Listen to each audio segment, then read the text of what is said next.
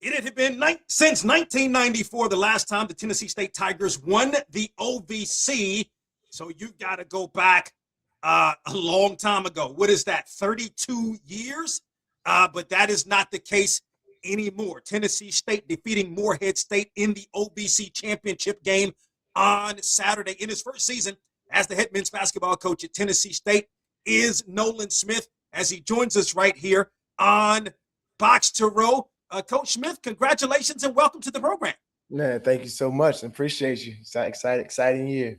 Absolutely. Look, Saturday had to be a great day for you. Not only did Tennessee State, of course, win the OVC in your first year, Duke demolished UNC. You know very well, having played ball as an All-American at Duke. What a great day for you on Saturday. First, I want to talk about your thoughts on your Blue Devils' victory in that great rivalry over UNC. Yeah, I mean, it was a big time win. I mean, obviously, I think we all can say that we let the first one get away over at their spot. Obviously they had to make a miraculous buzzer beater and a big time shot to get the win. But I think we would all say we should have had that one too. So to come back home and take care of business at home is obviously in the rivalry. Ultimately, what you want to do, you got to take care of home court in the rivalry, and they got the job done at home. Yeah, and what is it like in your household? Like the wife went to UNC. You know what I mean? You went to do what is that? What is it like in the household when these two teams get together? It's peaceful. It's peaceful. When we met way back, she kind of told me right away that she always was on the Duke side instead of the Carolina side. Just Carolina was a little bit cheaper for an in-state student. So right. She chose the Carolina way. Yeah, no doubt about that. So take me through this victory. I mean, you left, your Tigers left, no doubt, 93-67 over Morehead State. This is a Morehead State that you split with during the regular season. Yeah, it was a big time game. Our guys were ready. They were focused, and obviously, our last loss in the last 10 games came to Morehead State, and it was at their place. And really, in the 2 games that we had split with them, we knew we weren't the team that they were going to see in the championship game. It was 105-100, and then they beat us by 8 there. And to be honest with you, as a team, we weren't at our best in that moment for that one game. And so just who we became after that loss was ultimately who they were getting ready to see. And our guys were fired up. They were ready, and they were ready to go take us dancing. Yeah, I guess I don't know if there was a turning point in the game, but when did your team know that this is, because again, you're talking about a wide margin of, 26 points. When did you know that this was your night? Pretty early because of the defensive end. Our intensity, our toughness, the way we were flying around, the way we were doing what we typically do, which is cause turnovers. It got going right away. And as soon as I saw my team's energy and the way we were making our presence known, I felt great. And then obviously we were making shots. We were 12 for 16 in the first half from 3. So you're 12 for 16 in the first half, typically the game's going to go your way. And then, of course, Dante Harris was named the OVC Tournament MVP. Just talk about his play throughout the course of the tournament. Just a true veteran, a true point guard, a guy who's been in that moment many times at different schools. He's been around winning. He knows winning. And he knew what time it was. He knew it was winning time, and he came ready to go. That's the voice of Nolan Smith. He's the head men's basketball coach at Tennessee State. But, of course, he played in the NBA. He, of course, played at Duke, won a national championship at Duke. Of course, was an assistant coach at Duke, as well as many other stops, not many, but other stops, as he joins us right here on the program. Was there you got off maybe the season, maybe, I don't know, I don't want to put words into your mouth in terms of a slow start, but that was a tough schedule, right? Then you beat UNLV. Like, that's a really, really big win for your program. What was the turning point in the season? Was that maybe the UNLV game was the turning point?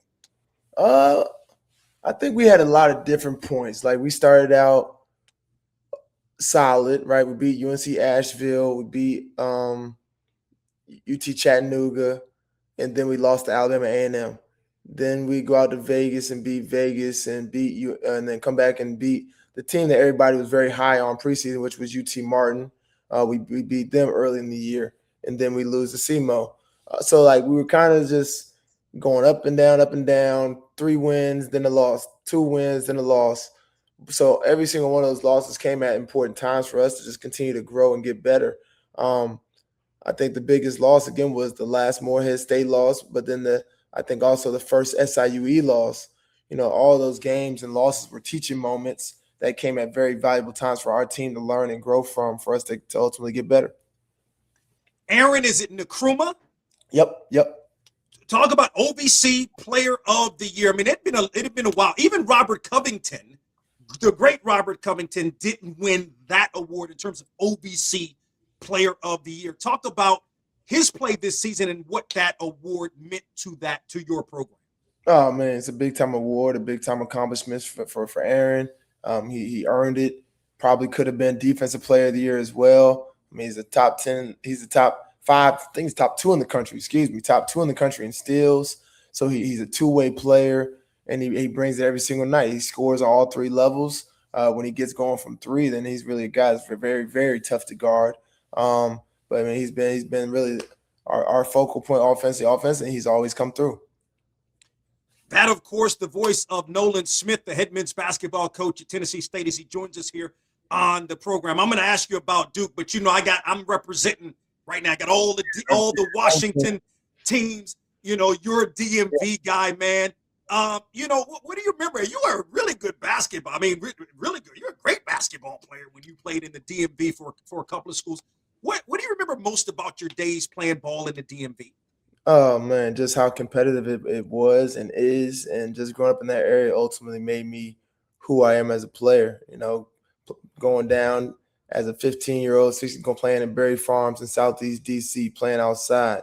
Just made me tougher, made me have to have that edge. And if you want to make a name for yourself, typically back in the day, you had to go down the farms and play.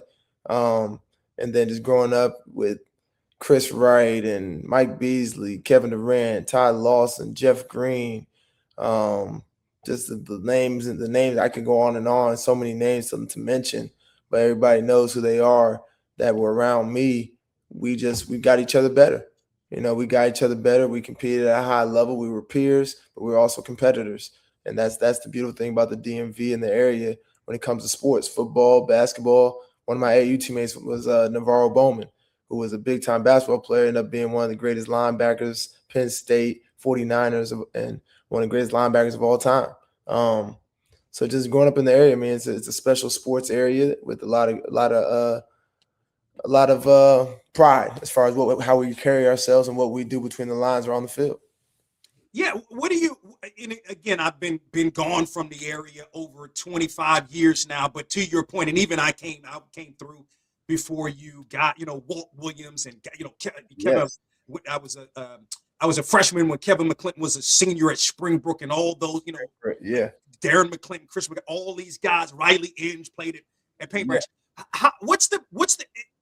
It doesn't seem to me, and I'm not. The ball is still good, but it doesn't seem to me like the notoriety in our DMV is like it once was. Yeah. Am I wrong?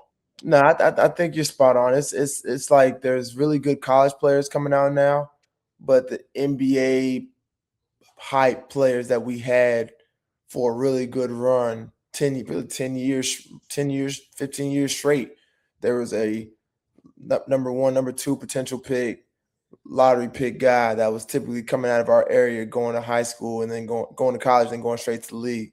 Especially during my time, you had Dante Green, Mike Beasley, Kevin Durant, Todd Lawson, myself,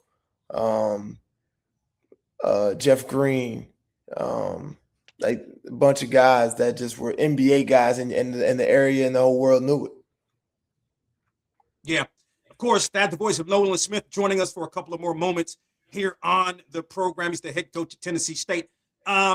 So you decided to go to Duke. I mean, before you, guys like, Danny Ferry, from the area, Grant Hill went to Duke. All of these guys. What attracted you? Well, obviously Duke is Duke, right?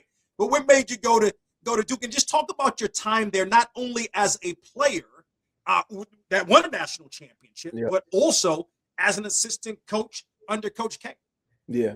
I mean, Duke, like you said, Duke is Duke, right? And you choose a school like that to be around the great players, great coaches, the excellence, the standard and culture that Coach K has set. That's going to continue to go on for forever, right? Whoever is the head coach there is going to always be there because of what Coach K built, and we all went there knowing that, wanted to be a part of it, wanted to learn from it, wanted to grow from it, and it's been exciting just to see John keep that thing exactly where it was, even taking it to a new level as far as in this generation and what today's game has become. So I mean, it just really just helped mold all of us into the mindset that we all have, which is excellence, which is to win, which is to dominate, which is to be a great man, which is to help these young men reach their full potential. And also just give if we're coaching or whatever it is we're doing, just giving confidence and for us to always be confident and do what we do. Of course, can be remiss if I did not mention Kenny Blakeney, who, of course, is now Yeah. the head coach at Howard. What Yes. made Tennessee State the right job for you? I think the timing of it was perfect. Again, wanting to be at a HBCU, but wanting to be at the right HBCU, and here in Nashville, great city. Um, Tennessee State has the right bones as the Gentry Center, which is a very nice arena. Facilities are good. And we just felt like we had everything we needed here to get these guys better and do what we needed to do to build something special and win. You know, I mentioned Nkrumah, of course, Dante Harris. I mentioned him as well. Travis Harper. These guys are played last year, right? So you must have felt like I got a baseline, especially in this day of NIL and the transfer portal. I'm sure you felt like, in addition to those things, I got a baseline here of talented players. Yes. Oh, absolutely. Now, before I took the job and I talked to the athletic director about that before leaving Memphis, I definitely took a good look at the roster, and then obviously, when I got here, I had about a week and a half to evaluate before they get the guys I just met. We're going home for summer break, but the one piece after getting really excited about the guys that I saw was, okay, I need a true point guard. I need a veteran. I need somebody to help lead these guys and teach them how to win and really just be the glue guy. And that guy was Dante Harris. Yeah, no local guy, right? As we were DC talking about. guy. Absolutely. Yeah. Absolutely. So he had the right mindset. I already knew his mindset from spending time with him in Memphis. But typically, once I see they're from DC, we typically know how they're going to be as far as a competitor and what they're about. Last thought, Coach Smith, and we appreciate the time.